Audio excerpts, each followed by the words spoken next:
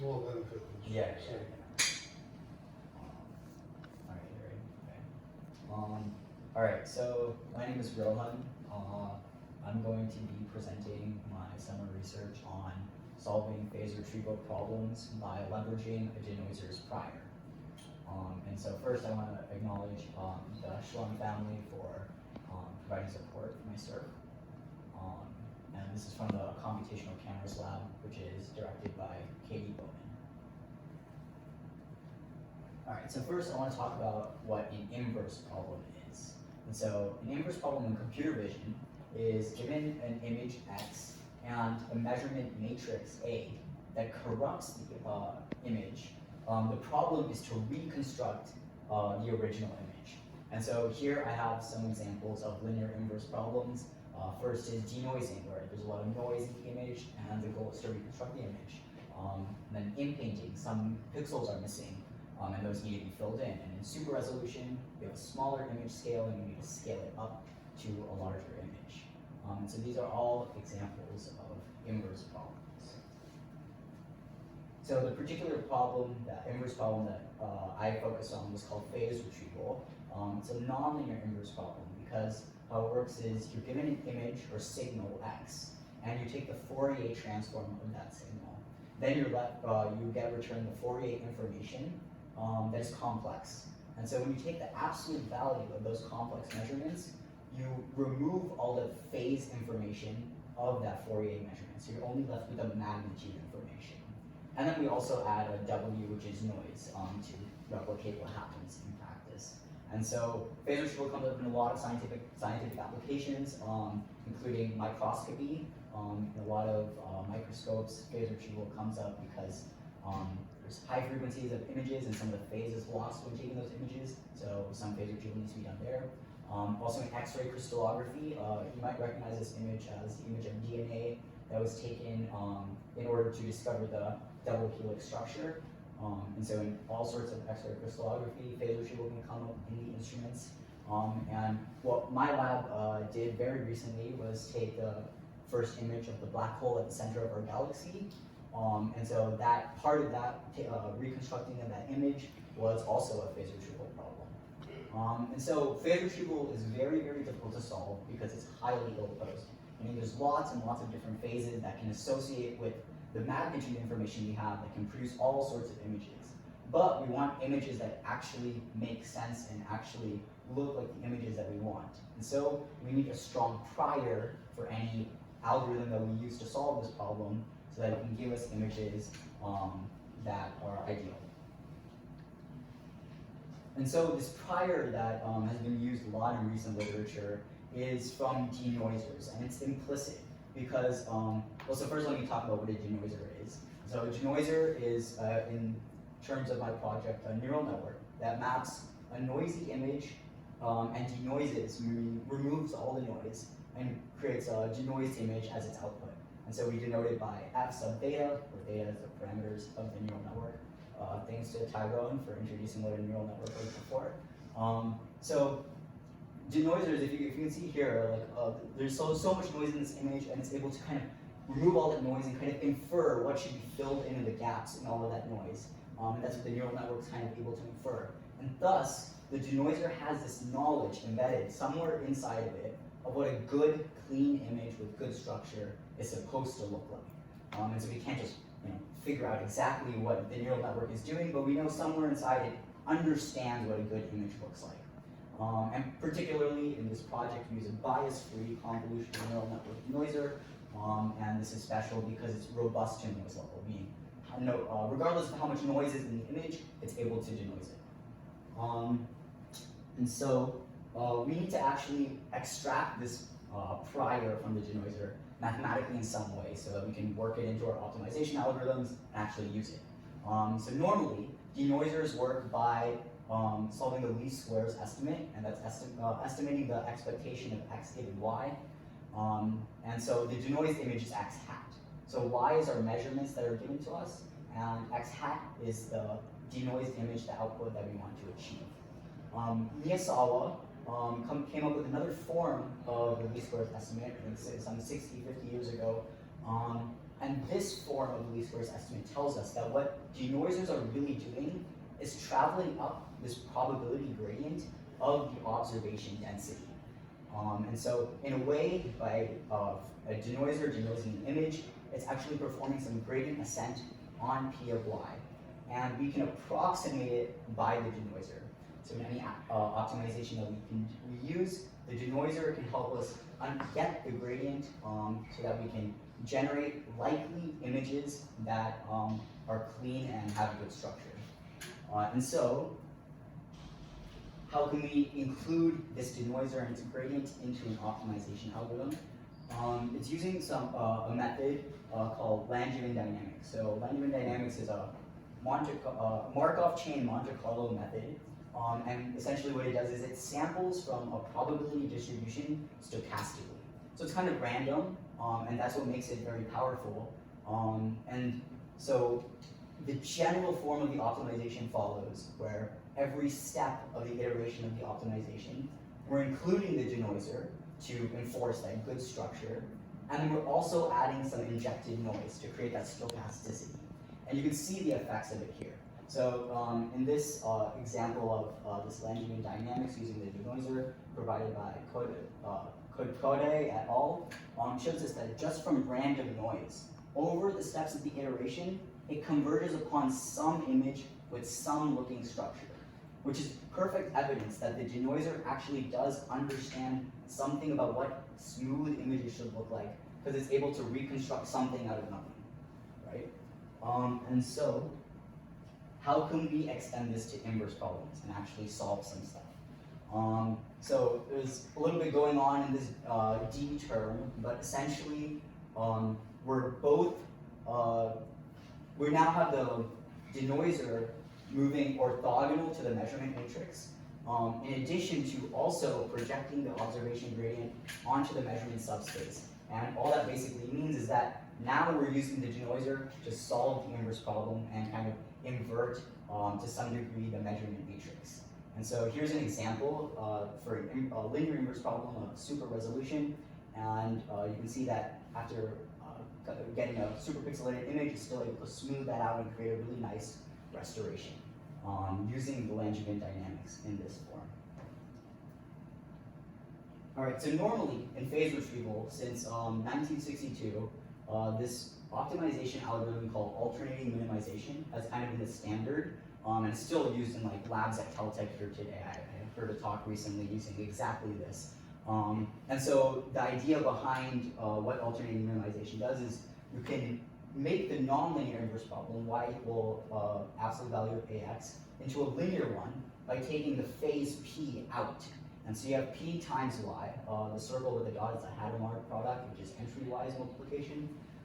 And that allows us to just solve directly the linear system by minimizing for x and p.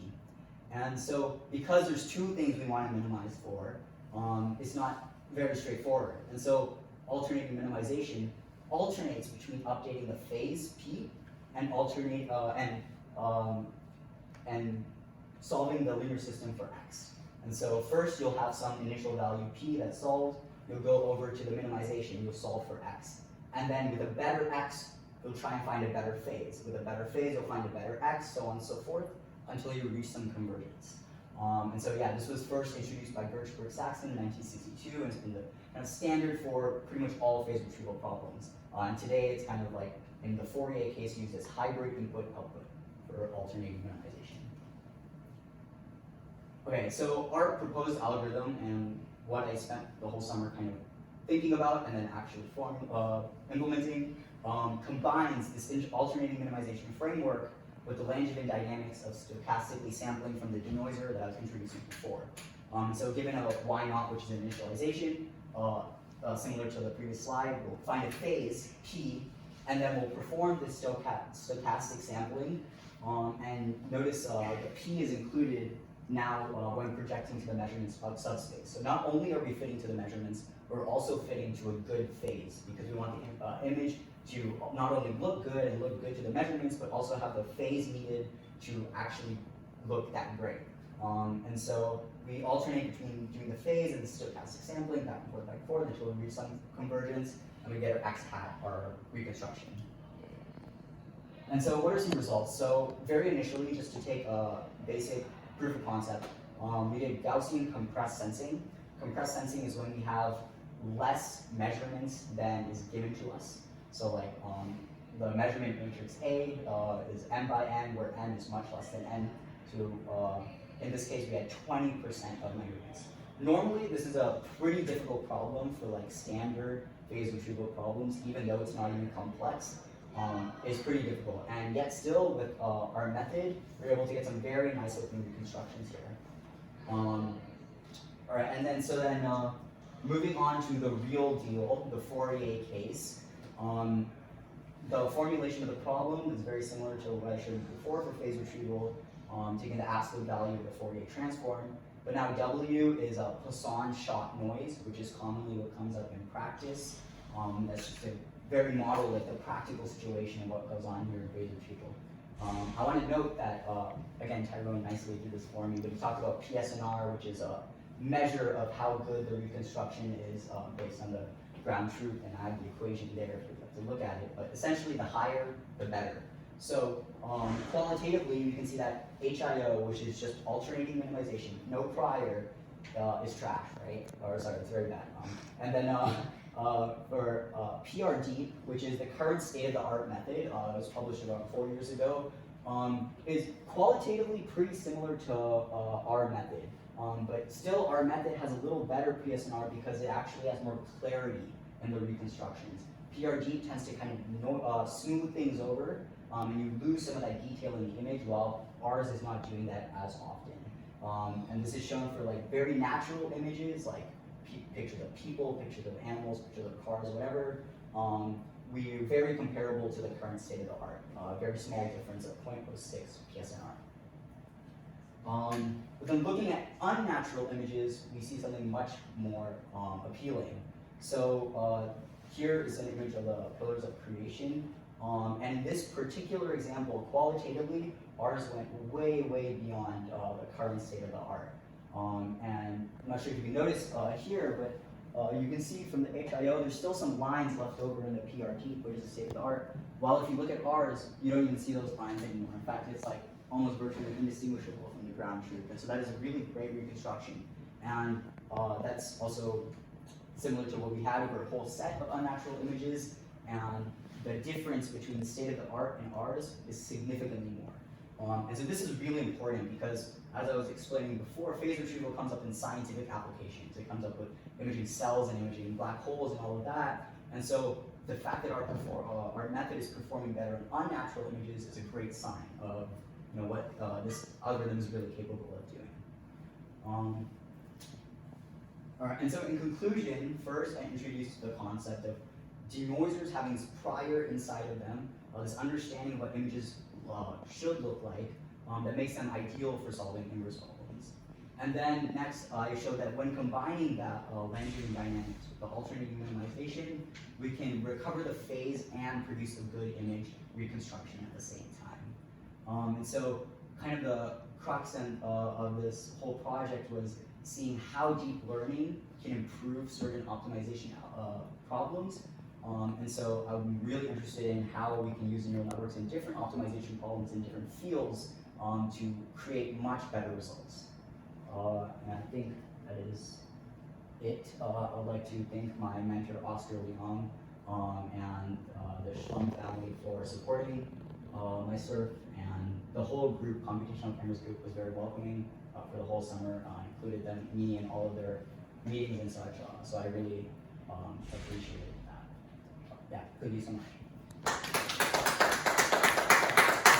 So before you take questions, I just want to comment, Rohun, that when the Hubble Space Telescope was launched with its flawed mirror, a group at JPL figured out how to use phase retrieval to determine the actual figure of the mirror, Nice. so that the correction could be applied to the other instruments that were being launched as replacement instruments. Yeah. So that's where I first heard about phase Cool. retrieval. Yeah. I don't know quite how that relates to what you're doing, but it's another example of the same powerful technique. Yeah. Questions for Rohun?